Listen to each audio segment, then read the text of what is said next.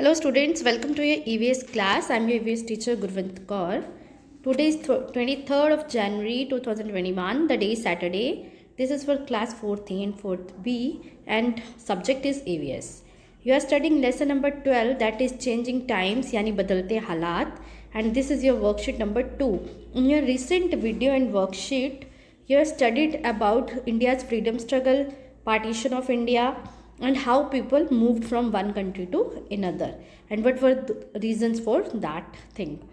तो last video में हमने पढ़ा था कि इंडिया जो है, भारत जो है, वो कितने देर तक अधीन रहा अंग्रेज़ों के और कैसे उसने स्वतंत्रता फ्रीडम हासिल की, कितने संघर्षों के बाद।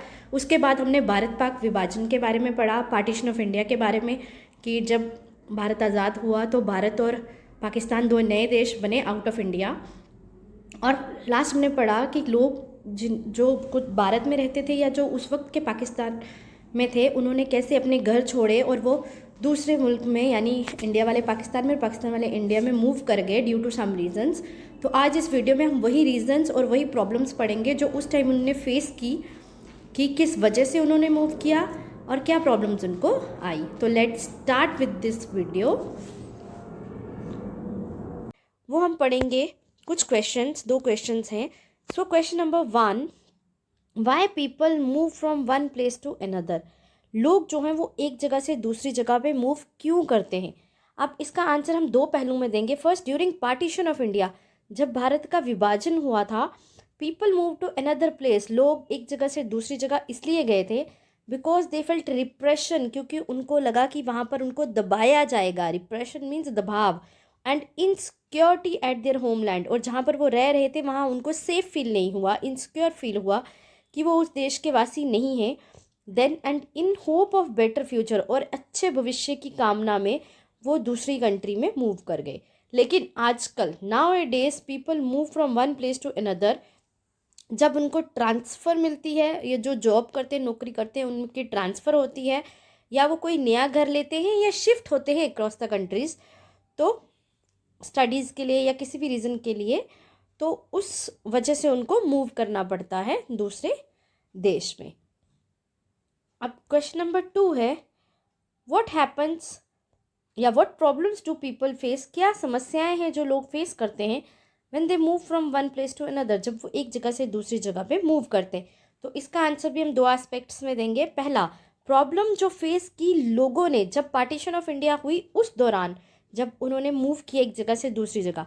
पहला, they had to leave their home, उन्हें अपना घर छोड़ना पड़ा जिस घर में वो रहते थे अपने होमलैंड में।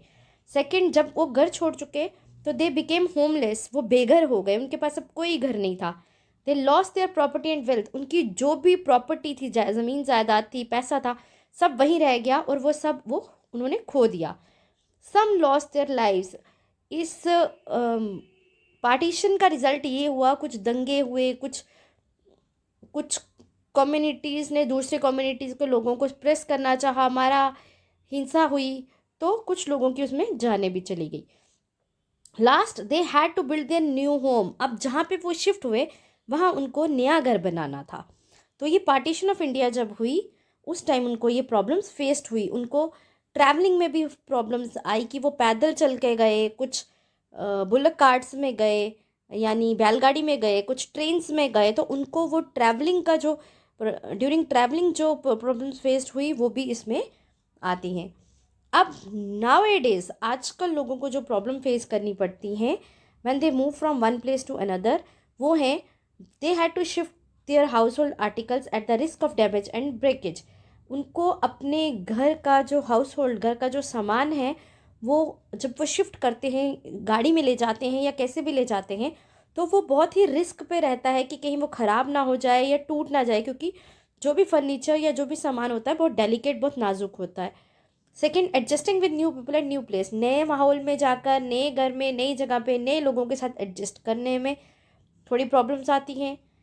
Number 3, finding new place to live in, जब नई जगह पे मूव करते हैं तो वहाँ रहने के लिए जो जगह चाहिए होती है, घर चाहिए होता है, उसको ढूंढने का भी ड्यूरिंग ट्रांसफर्स ये मोस्टली होता है, उस टाइम के लिए भी नया घर ढूंढने में भी उनको जो प्रॉब्लम्स हैं वो फेस करनी पड़ती हैं। Have to face new problems of water, हर नई जगह की बिजली और पानी की अपनी समस्याएं होती हैं, तो जहाँ जहाँ भी मूव करेंगे वहाँ वाटर और इलेक्ट्रिसिटी की भी उनको प्रॉब्लम्स फेस करनी पड़ेंगी। नंबर 5, कभी कभी क्या होता है, किसी एक स्टेट का जो व्यक्ति है उसको ट्रांसफ़र किया जाता है किसी ऐसे स्टेट में जहाँ की लिंग्विस्टिक लैंग्वेज बहुत डिफरेंट होती है। फॉर एग्जांपल साउथ इंडिया से किसी को नॉर्थ इंडिया में, या नॉर्थ इंडिया से किसी को साउथ इंडिया में ट्रांसफ़र किया जाता है, तो वहाँ की लैंग्वेज डिफरेंट होने के कारण उनको कुछ लैंग्वेजेस प्रॉब्लम्स भी आती हैं, अपनी बात को कम्युनिकेशन प्रॉब्लम्स आती हैं, अपनी बात को कन्वे करना उनके लिए आसान नहीं होता। या स्कूल्स में जब बच्चे शिफ्ट होते हैं, ट्रांसफ़र्स होते हैं, तो कहीं कोई हिंदी मीडियम से होता है, कोई इंग्लिश मीडियम से होता है, कहीं पे हिंदी नहीं पढ़ाई जाती, कहीं पे तमिल नहीं पढ़ाई जाती, कहीं पे एसमिस। तो ये लोकल लैंग्वेजेस की वजह से, जो उनकी लैंग्वेज की वजह से भी उनको काफ़ी प्रॉब्लम्स आती हैं नई जगह पे जाके। तो ये सारी प्रॉब्लम्स थी जो उनको फेस करनी पड़ती हैं। अब आपका होमवर्क है, right types of houses you studied in previous classes. आप क्लास फर्स्ट से पढ़ते आ रहे हैं टाइप्स ऑफ हाउसेज, ये ऑलमोस्ट हर साल आपने ये टॉपिक पढ़ा है, और अभी हमने नंदिता इन मुंबई में भी ये टॉपिक थोड़ा सा टच किया है। तो उसी के बेसिस पे आप बताएंगे टाइप्स ऑफ हाउसेज। कच्चा हाउसेज, जो घर मड के बने होते हैं, स्ट्रॉ के, बैम्बू के, जो बहुत स्ट्रॉन्ग नहीं होते, परमानेंट नहीं होते।